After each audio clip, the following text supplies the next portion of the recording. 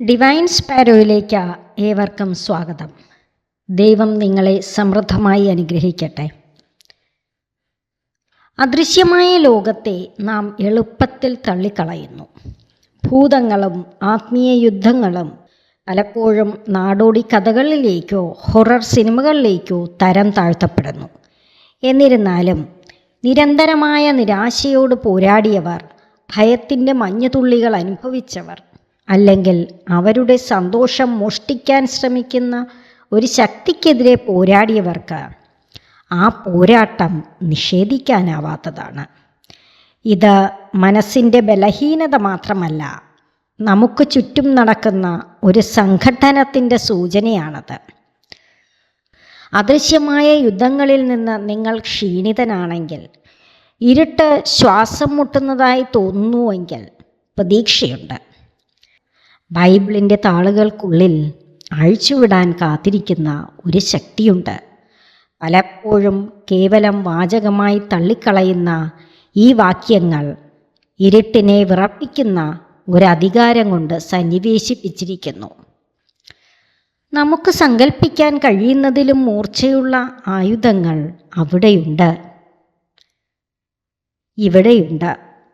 എന്നാൽ ഏത് വാക്യങ്ങളാണ് ഈ ശക്തി നിലനിർത്തുന്നത്? എങ്ങനെയാണ് നിങ്ങൾ അവ കൃത്യമായി ഉപയോഗിക്കുന്നത്? നിങ്ങൾക്ക് തീർത്തും ആവശ്യമായ സംരക്ഷണവും മുന്നേറ്റവും വെളിച്ചത്തിലേക്കുള്ള മാറ്റവും കൊണ്ടുവരാൻ അവയ്ക്ക് കഴിയുമോ? ഇന്ന് ഈ യുദ്ധത്തിൽ പലപ്പോഴും അവഗണിക്കപ്പെട്ട 3 ബൈബിൾ വാക്യങ്ങൾ മാത്രമല്ല ഞാൻ വെളിപ്പെടുത്തുന്നത്. അവ വഹിക്കുന്ന അതുല്യമായ ശക്തി, നിങ്ങൾക്കെതിരെ അണിനിരക്കുന്ന ശക്തികൾക്കെതിരെ അവയെ പ്രയോഗിക്കാനുള്ള തന്ത്രപരമായ മാർഗം ഞാൻ നിങ്ങൾക്ക് കാണിച്ചു തരാം. എഫെസ്യർ 6:12 എന്തെന്നാൽ നമ്മൾ മാംസത്തിനും രക്തത്തിനും എതിരായിട്ടല്ല, പ്രഭുത്വങ്ങൾക്കും ആധിപത്യങ്ങൾക്കും ഈ അന്ധകാര ലോകത്തിൻ്റെ അധിപന്മാർക്കും സ്വർഗീയ ഇടങ്ങളിൽ വർത്തിക്കുന്ന തിന്മയുടെ ദുരാത്മാക്കൾക്കുമെതിരെയായിട്ടാണ് പടവെട്ടുന്നത്. ഈ യുദ്ധം അദൃശ്യമാണ്, എന്നിട്ടും നിരന്തരമാണ്. ബൈബിൾ കേവലം പ്രചോദനത്തിൻ്റെ ഒരു പുസ്തകമോ ആശ്വാസകരമായ കഥകളുടെ ഒരു ശേഖരമോ അല്ല, അതൊരു ആയുധപ്പുരയാണ്. അതിലെ വാക്കുകൾ ദൈവീക ശക്തിയിൽ കെട്ടിച്ചമച്ചതാണ്. തന്ത്രപരമായി ഉപയോഗിക്കുമ്പോൾ ഈ ആത്മീയ പോരാട്ടത്തിൽ അവ നമ്മുടെ ഏറ്റവും വലിയ ഉപകരണമായി മാറുന്നു. അത്തരം 3 ആയുധങ്ങൾ ഞാൻ നിങ്ങൾക്ക് പരിചയപ്പെടുത്തട്ടെ. ശത്രുവിൻ്റെ തന്ത്രങ്ങളുടെ ഹൃദയം മുറിക്കുന്ന വാക്യങ്ങൾ. ഒന്നാമതായി, അചഞ്ചലമായ സംരക്ഷണത്തിൻ്റെ പ്രഖ്യാപനം. സങ്കീർത്തനം 91:1 അത്യുന്നതൻ്റെ സംരക്ഷണത്തിൽ വസിക്കുന്നവനും സർവശക്തൻ്റെ തണലിൽ കഴിയുന്നവനും. ചുട്ടുപൊള്ളുന്ന മരുഭൂമിയിലെ സൂര്യനെയും അതിൻ്റെ കിരണങ്ങൾ നിരന്തരം വാഗ്ദാനം ചെയ്യുന്ന ക്ഷീണവും മരണഭീഷണിയും പോലെയും ചിത്രീകരിക്കുക.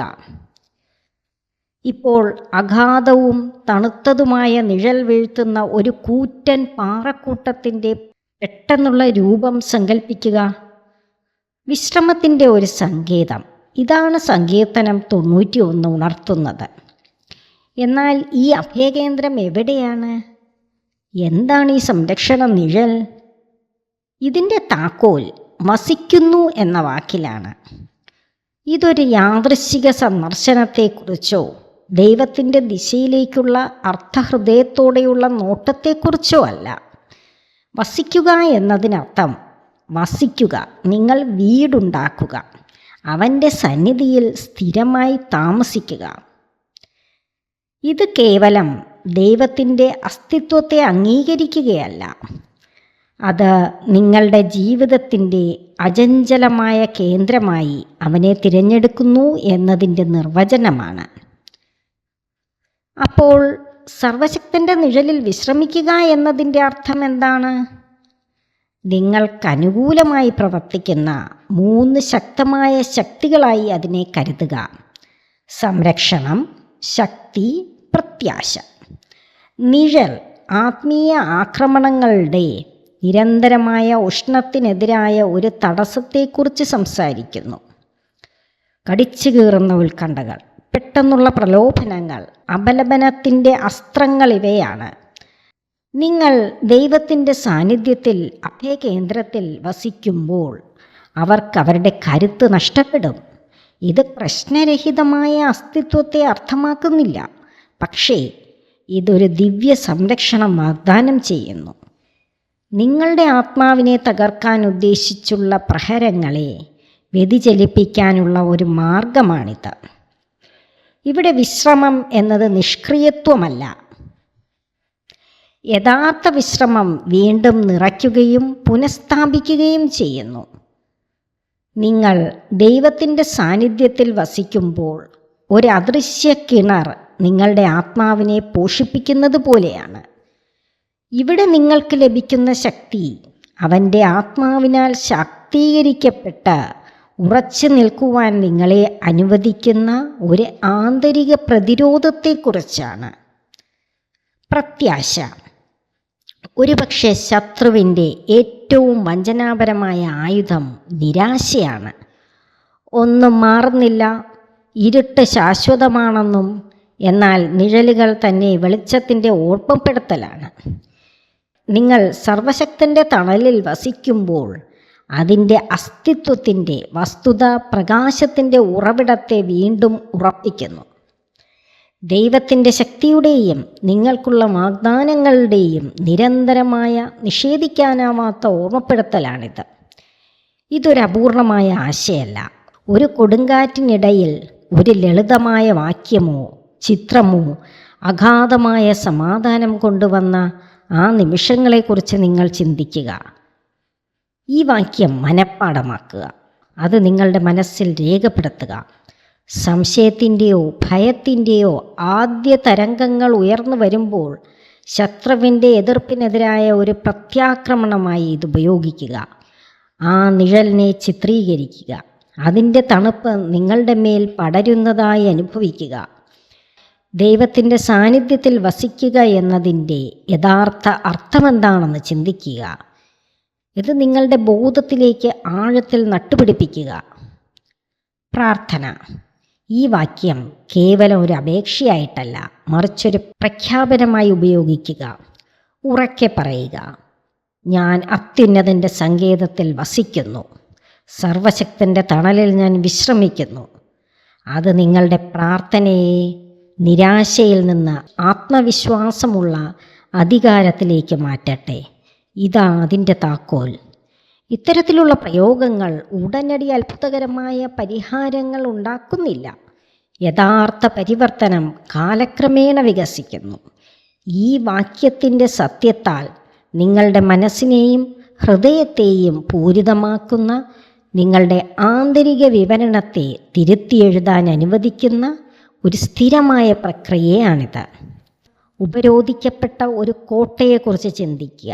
ഒരൊറ്റ അമ്പടയാളം അതിനെ താഴെ ഇറക്കില്ല, പക്ഷേ നിരന്തരമായ ഒരാക്രമണം മതിലുകളെ ദുർബലപ്പെടുത്തുകയും ആത്യന്തികമായ വിജയം നേടുകയും ചെയ്യുന്നു.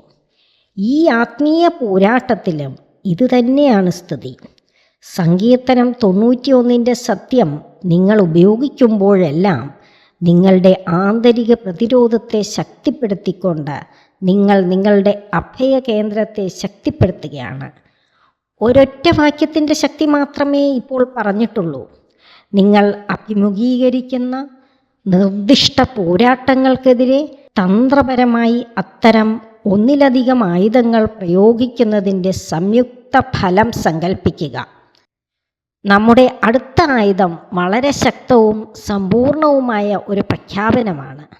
ശത്രു നട്ടുവളർത്താൻ ശ്രമിക്കുന്ന ഏത് നുണയെയും അത് വെട്ടിമുറിക്കുന്നു.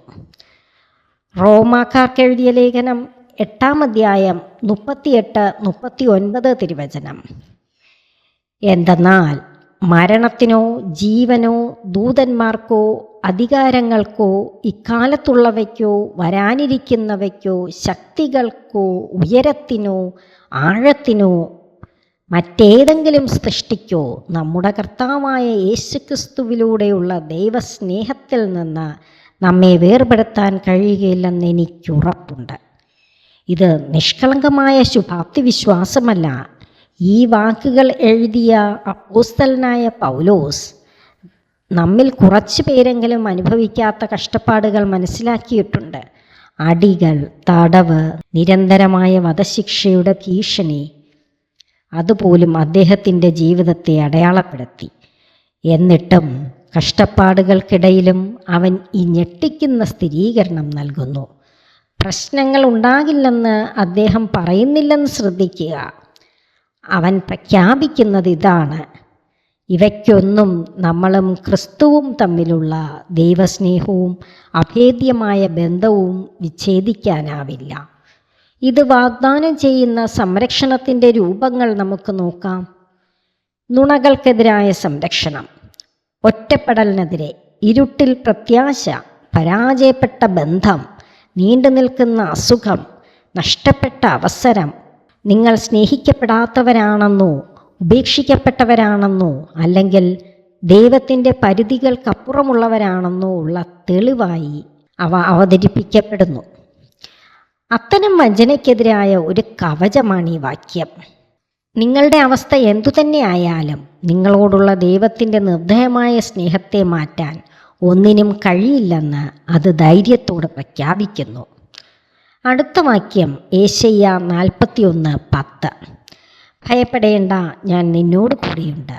സംഭ്രമിക്കേണ്ട, ഞാനാണ് നിന്റെ ദൈവം. ഞാൻ നിന്നെ ശക്തിപ്പെടുത്തുകയും സഹായിക്കുകയും ചെയ്യും.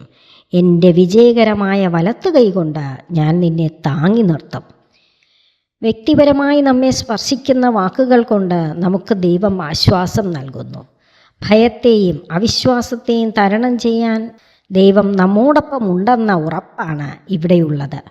ദൈവത്തിൻ്റെ സാന്നിധ്യവും ശക്തിയും കൂടെ ഉണ്ടെന്ന അറിവ് നമുക്ക് എന്തിനെയായാലും നേരിടാനുള്ള ധൈര്യം നൽകുന്നു.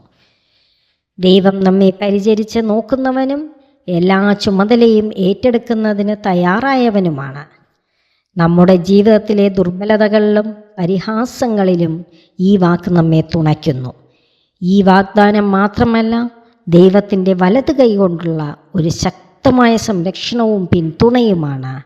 ഈ വചനം ആത്മവീര്യം വീണ്ടെടുക്കാനും പ്രതിസന്ധികൾക്കെതിരെ നിലകൊള്ളാനും മനസ്സിന് ഉറപ്പും സമാധാനവും നൽകുകയും ചെയ്യുന്നു. ഈ 3 വാക്യങ്ങൾ എപ്പോഴും മനസ്സിൽ സൂക്ഷിക്കുക. ആമേൻ.